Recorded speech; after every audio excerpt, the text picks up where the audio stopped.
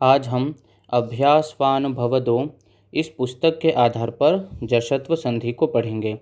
तो सबसे पहले हम जश्त्व संधि के नियम को देख लेते हैं। जश्त्व संधि का नियम है कि शब्दों के अंत में यदि वर्गों का पहला वर्ण हो, तो सबसे पहले हम देखेंगे कि वर्गों के पहले वर्ण यानी कौन कौन से। तो ये हमारा हो गया वर्गों का पहला वर्ण। उसके अंतर्गत हमारे पास हैं सबसे पहले क, दूसरा च, तीसरा ट, चौथा त और पांचवा है प। इस प्रकार हमारे पास वर्गों के पहले वर्ण के अंतर्गत वर्णों की संख्या हो गई 5। फिर उसके बाद चिन्ह दे रखा है प्लस का। तो यहाँ पे प्लस का चिन्ह का मतलब होता है बाद में, अर्थात वर्गों के पहले वर्ण के बाद यदि य, र, ल या व वर्ण हो या फिर कोई भी स्वर हो, लेकिन स्वतंत्र स्वर होना चाहिए, अ, आ, इ, उ, ए, ऐ। यदि व्यंजनों से युक्त स्वर होगा तो फिर वहाँ पर जश्त्व संधि नहीं होगा। या फिर वर्गों का तीसरा या चौथा वर्ण हो। अभी हम यहाँ पे देखेंगे कि वर्गों के तीसरे वर्ण के अंतर्गत कौन कौन से वर्ण आते हैं। तो ये हमारा हो गया वर्गों का तीसरा वर्ण। उसके अंतर्गत है ग, ज, ड, द और ब। ये हमारा हो गया वर्गों का तीसरा वर्ण। अब उसके बाद है वर्गों का फोर्थ वर्ण। फोर्थ वर्ण के अंतर्गत हैं घ, ज, ढ, ध और भ। तो नियम ये कहता है कि वर्गों के पहले वर्ण के बाद यदि यर लव वर्ण हो या फिर कोई भी स्वर हो या वर्गों का तीसरा या चौथा वर्ण हो, तो वर्गों के पहले वर्ण को अपने ही वर्ग का तीसरा वर्ण हो जाता है। तो वर्गों के तीसरे वर्ण यानी कौन से? तो ये वाले सब वर्ण हमारे वर्गों के तीसरे वर्ण हो गए। अब हम देखेंगे कि वर्गों का पहला वर्ण का तीसरा वर्ण में परिवर्तित कैसे कैसे होता है। मान लो वर्गों का पहला वर्ण यदि क होगा तो क का हो जाएगा ग। यदि वर्गों का पहला वर्ण च हुआ तो च ज में परिवर्तित होगा। यदि ट हुआ तो ट के स्थान पर ड हो जाएगा। और यदि त आया तो त द में चेंज हो जाएगा। यदि वर्गों का पहला वर्ण प होगा तो प के स्थान पर ब हो जाएगा। तो यहाँ पर ये कहा गया है कि जश्त्व संधि के अंतर्गत वर्गों के पहले वर्ण को अपने ही वर्ग का तीसरा वर्ण हो जाता है। वास्तविक रूप से देखें तो जो वर्गों के जो तीसरे वर्ण हैं उन्हीं को ही जश कहा जाता है। उन्हीं जश के आधार पर ही हमारे संधि का नाम जश्त्व संधि पड़ा। अब हम इसके कुछ उदाहरणों को देख लेते हैं।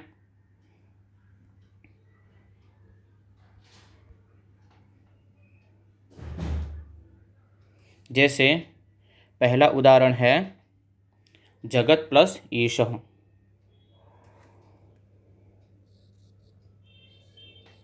जगत प्लस ईशः। अब हम इनके अर्थों को समझ लेते हैं। जगत का अर्थ होता है संसार, ईशः यानी स्वामी।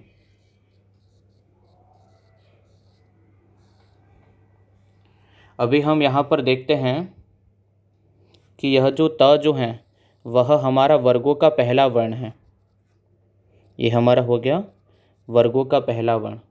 उसके बाद यहाँ पर ई जो है वह स्वर हो गया। तो वर्गों के पहले वर्ण के बाद यदि स्वर हो या वर्गों का तीसरा चौथा वर्ण हो या फिर यर लव वर्ण हो, तो वर्गों के पहले वर्ण को अपने ही वर्ग का तीसरा वर्ण हो जाता है। तो त का यहाँ पे तीसरा होगा त, थ, द। तो यहाँ पर हो जाएगा त का द, त हलंत है तो यहाँ पे द भी हलंत हो जाएगा। अब हम ऊपर से ले लेंगे, यहाँ पर ई स्वर को ले लेंगे।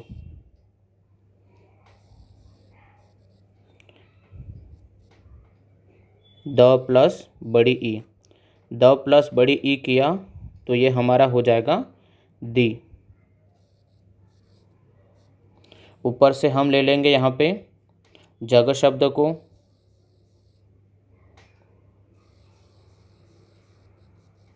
ये है यहाँ पर जगह शब्द।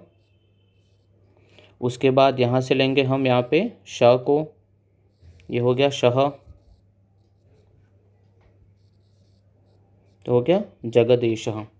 तो जगदीश का अर्थ होता है संसार का स्वामी, जिसका अर्थ होगा संसार का स्वामी।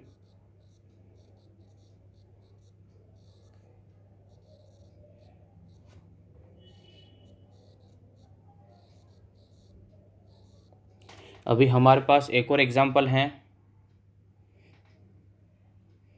जैसे वाक प्लस ईशः।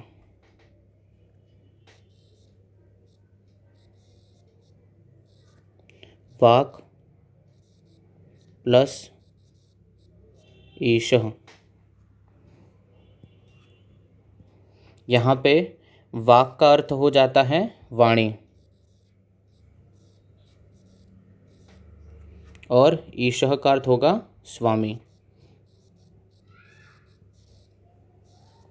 यहाँ पर भी ये जो क है वह हमारा हो गया वर्गों का पहला वर्ण। अब हम यहाँ पे क जो है वो वर्गों का पहला वर्ण हो गया, और ई जो है वह हमारा यहाँ पर हो जाता है स्वर। तो वर्गों के पहले वर्ण के बाद या फिर स्वर हो, या फिर वर्गों का तीसरा चौथा वर्ण हो, या फिर यर लव वर्ण हो, तो ये हमको मिल गया यहाँ पे स्वर। तो वर्गों के पहले वर्ण को हम अपने ही वर्ग के तीसरे वर्ण में परिवर्तित कर देते हैं। तो यहाँ पे क का तीसरा हो जाएगा क ख ग। तो यहाँ पर होगा क ख ग। तो हमने यहाँ पे क की जगह पे ग कर दिया, क हलंत है तो यहाँ पे ग भी हलंत हो जाएगा। अब हम ऊपर से ले लेंगे यहाँ पर ई, तो ये ग प्लस बड़ी ई मिलकर हो जाएगा यहाँ पर घी। अब हम ऊपर से वा को ले लेंगे, ये हो गया हमारा वा। उसके बाद हम यहाँ से शह को ले लेंगे,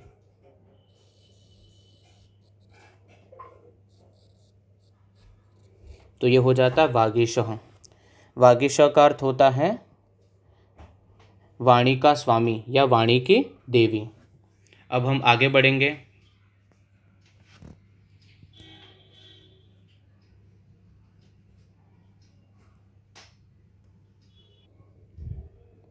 अभी हमने यहाँ पर संधि विच्छेद से संधि किया, अभी हम संधि से संधि विच्छेद करेंगे। तो हमारे पास पहला शब्द है षड्वादने। षड्वादने, षड्वादने का अर्थ होता है 6 बजे। अब हम यहाँ पर देखेंगे सबसे पहले कि ये जो श है ये तो वर्गों का तीसरा वर्ण हो नहीं सकता। उसके बाद यहाँ पर हम देखते हैं तो ये हमारे पास वर्गों का तीसरा वर्ण आ गया। तो जहाँ कहीं पर भी हमें शब्दों के बीच में वर्गों का तीसरा वर्ण दिखे वहीं पर हमें जश्त्व संधि समझनी है। तो अब ये ड जो है सबसे पहले हम यहाँ पे ड को लेंगे, ड हो गया हमारा यहाँ पे तीसरा वर्ण। अब हम देखेंगे कि ये जो तीसरा वर्ण है वो कौन से वर्ग का तीसरा है, तो ये ट वर्ग का तीसरा हो जाता है, ट ठ ड। तो अभी इस तीसरे वर्ण को हमें फर्स्ट वर्ण में परिवर्तित करना है। तो यहाँ पे ड का पहला होगा ट ठ ड, तो यहाँ पे हो जाएगा ट। अब ड हलंत है तो यहाँ पे ट भी हलंत हो जाएगा। अभी हम ऊपर से श को ले लेंगे,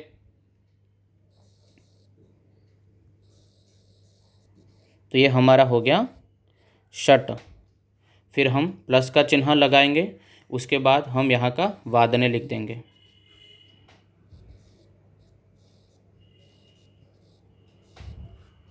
यहाँ पे षट का अर्थ हो जाएगा 6 और वादने का अर्थ होगा बजे। अब हम एक और एग्जाम्पल देखेंगे, सदाचारः। सदाचारः।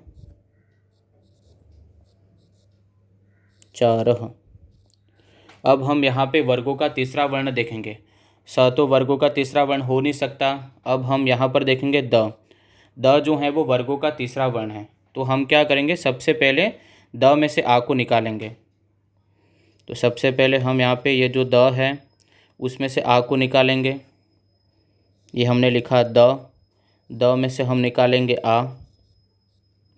जैसे हम द में से आ निकालेंगे तो द हमारा हो जाता है हलंत। अब हमारे पास ये जो द है वह हो जाता है वर्गों का तीसरा वर्ण। द जो है वह वर्गों का तीसरा वर्ण हो जाता है, इसलिए हम इसके तीसरे वर्ण को पहले वर्ण में परिवर्तित करेंगे। तो सबसे पहले हम देखेंगे द जो है वो वर्गों का तीसरा वर्ण है। अब हम देखेंगे किस वर्ग का तीसरा वर्ण है, तो वह त वर्ग का तीसरा वर्ण है, त थ द। तो इस तीसरे वर्ण को हमें पहले वर्ण में अर्थात फर्स्ट वर्ण में परिवर्तित करना है। तो यहाँ पे त थ द का पहला वर्ग हो जाएगा यहाँ पे त। द हलंत है तो यहाँ पे त भी हलंत हो जाएगा। अब हम ऊपर से यहाँ पर स को ले लेते हैं। तो ये हो गया हमारा सत। फिर यहाँ पे प्लस का चिन्ह लगा देंगे। यहाँ से हम ले लेंगे आ को,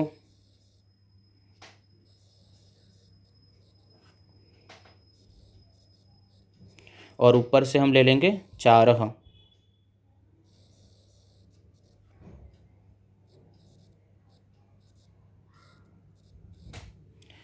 सबसे पहले हम देखते हैं कि सदाचार का अर्थ होता है अच्छा व्यवहार।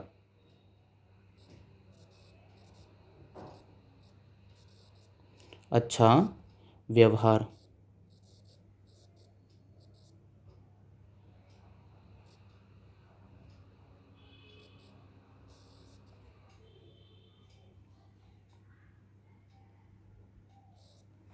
अब हम यहाँ पर देखेंगे सत का मतलब होता है अच्छा,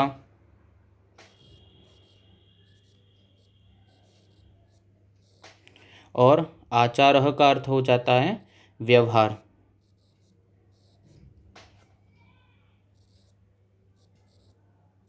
तो ये हो जाता है सदाचार मतलब अच्छा व्यवहार। अब हम इसके बाद कुछ लास्ट ईयर के सीबीएसई के क्वेश्चन को देख लेते हैं। जैसे हमारे पास है सीबीएसई 2015 का क्वेश्चन। तो यहाँ पर हम देखते जगदीश्वर। सबसे पहले हम यहाँ पर जो द है उस द में से हम यहाँ पर ई को बाहर करेंगे।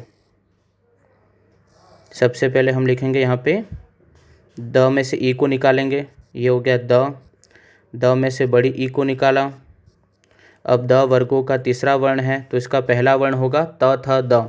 तो ये यहाँ पर हो जाएगा त हलंत है, द हलंत है तो त भी यहाँ पे हलंत हो जाएगा। ऊपर से हम ई ले लेंगे।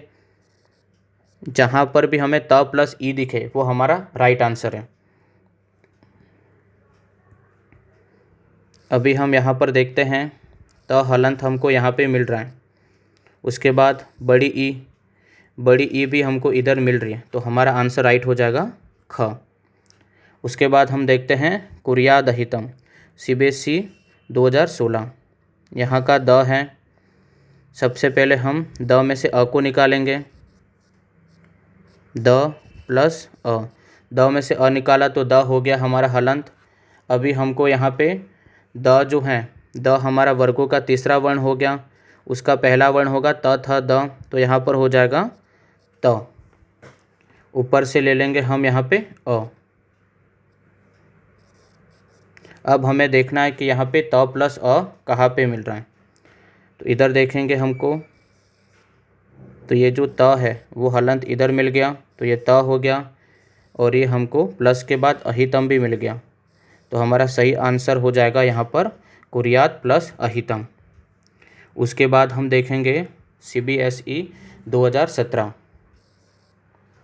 इसमें देखो ये त है, इस त का तीसरा वर्ण क्या होता है त थ द। तो इस त का तीसरा हो गया यहाँ पे थर्ड वर्ण होगा यहाँ पे त थ द। हमने द लिख दिया, त हलंत है तो द भी हलंत हो जाएगा। उसके बाद हम यहाँ पे ईशः का जो ई है उसको यहाँ पे जोड़ देंगे।